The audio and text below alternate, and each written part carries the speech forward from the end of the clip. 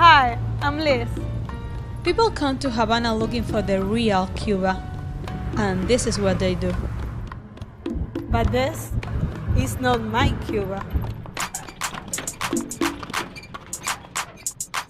My Cuba isn't so romantic, but I'm happy here. I love my country. Cuba is safe. We've got free healthcare and education. I graduated from university without paying a penny, and I became a journalist. Pero lo mejor que tiene Cuba es su gente. But we've got one huge problem, the economy. La situación está mala. Malísima. Fea. Pésimamente mal. Está difícil. Estresante. Caótica. En candela. Ahora mismo está fatal. A mí ni me pregunto. During the pandemic, people have to wait in line for hours just to buy food. Aquí la cosa está dura. COVID. I'm used to this. I grew up in crisis. Y no es embargo ni bloqueo, es guerra. The legislation I signed today further tightens that embargo. By maintaining our embargo, El bloqueo económico persiste. Cruel e insensato bloqueo que haya existido contra nación. Our government blames pretty much everything on the US embargo. They call it the blockade. Es que lo queman mucho. We get bored of hearing about the blockade all the time. But it's real. The United States has been waging war against Cuba for 60 years. It's not a war with bullets or bombs, but it touches every aspect of our lives. Recently, more than ever.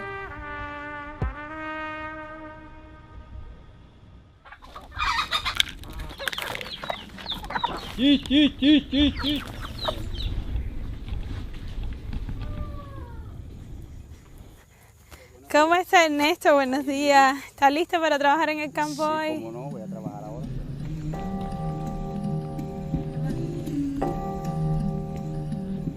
Hay personas que me conocen de 25 años y no saben que me faltan las piernas. ¿Me puede mostrar sus prótesis? Sí, cómo no. Estas son de aluminio y fibra de plástico. No tienen ni articulación, son rígidas. Y se puede partir por aquí. Y entonces la parte del pie se puede partir también. Una vez por aquí cargando un saco de yuca, se me partió por aquí. Porque a mi hija ya te digo que cuando esto se rompe es un problema. This is where Ernesto goes to get his prosthetics, free of charge.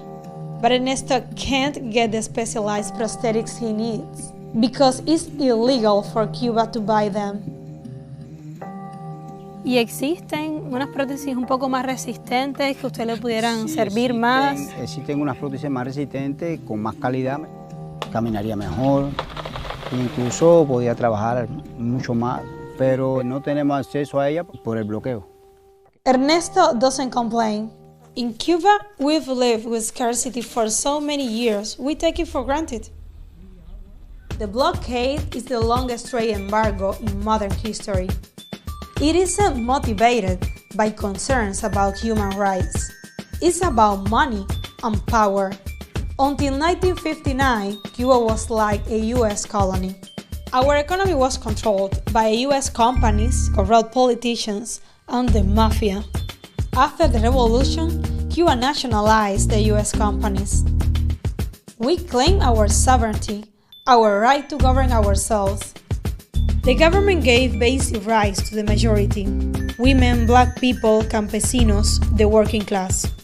The blockade was retaliation. It's basically a form of economic warfare. The blockade stops Cuba from doing business with the United States. They can't buy our stuff and we can't buy theirs. And we can pay for things because banks won't lend us money or even let us open accounts. The blockade also stops Cuba from doing business with other countries. That's not all. The blockade also locks us out of a big part of the internet. We're used to getting bad news from the United States. But 5 years ago, llegaron por primera vez buenas noticias de la Casa Blanca. Does not serve America's interests or the Cuban people to try to push Cuba towards collapse. ¡Que volamos!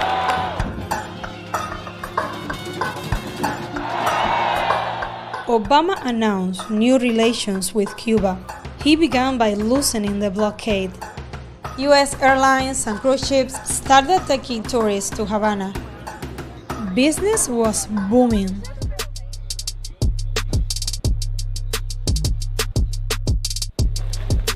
Clandestina became Cuba's first independent design store in 2015.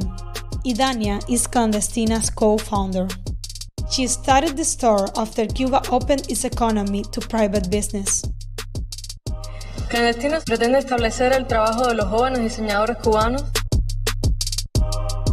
After Idania met Obama, Clandestina became a symbol of Cuba's new private sector.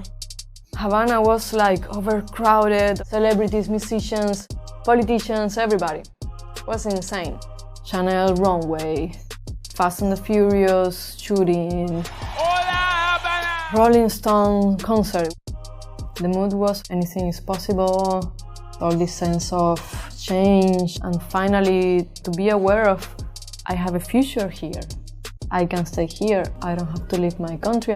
But then Trump won the election, so. But all of the concessions that Barack Obama has granted the Castro regime were done through executive order, which means the next president can reverse them, and that I will do. The Trump administration is imposing new restrictions on U.S. travel to Cuba. John Bolton making a South Florida stop today to talk to the Cuban-American community. Unveiling sweeping changes to Cuba policy. A major blow to the new U.S.-Cuba relationship. The U.S. has banned flights.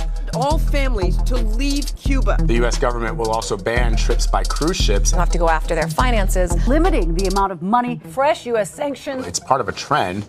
U.S. tourism stopped. And if you don't have tourism, you don't have business. No tourism, zero remittances, no trade at all. You are suffocating the private sector. You are suffocating the Cuban people. Since COVID, things have gone from bad to worse. ¿Tiene ibuprofeno por casualidad? No, mamita, eso está en baja. ¿Y warfarina? Tampoco. ¿Y metformina? Tampoco. ¿Y enalapril? Eso está en baja. You'd think the US might loosen the embargo during a pandemic. Nope. Recently, two Swiss companies refused to sell Cuba ventilators because they were owned by a larger US company. And a US-owned airline wouldn't take a donation of masks and ventilators to Cuba. On top of all that, the Trump administration made it even harder for our family members in the U.S. to send us money. The Trump administration has killed a deal that would allow Cuban baseball players to play for Major League Baseball. El bloqueo afecta hasta nuestro deporte nacional. Cian Vega is one of Cuba's top young baseball prospects. Desde chiquito siempre mi papá me inculcó entrenar, me llevaba todos los días la pelota. Empecé a ver mi talento a partir de los 13, 14 años. Hay ya bastantes peloteros cubanos en la MLB que se han formado aquí en Cuba. Representar a mi país en el más alto nivel, que es la MLB, sería mi sueño, la verdad. Trump, cuando nos cerró las puertas de firmar con la MLB, casi todos los peloteros se sintieron mal por esa noticia. Claro, porque ahora, en caso de que tú quisieras jugar con la MLB, tendrías que renunciar. Tendría que renunciar a mi país, no me gustaría, la verdad. Me gustaría jugar y volver a mi país, vivir con mi familia, no estar lejos de ella. For his rivals, tonight just might be the last big chance to stop Donald Trump. It's hard to believe now, but 5 years ago, some Cubans thought a Trump presidency wouldn't be that bad. Si me tuviera que escoger, yo escogería a Donald Trump. Y sabe que Cuba tiene un mercado virgen. Y él le interesaría mucho invertir en Cuba. Entonces no creo que todo ese proceso que ha ocurrido lo eche para atrás. That same month, Trump's executives were visiting Cuba and playing golf here. It wasn't the first time Trump tried to do business in Cuba.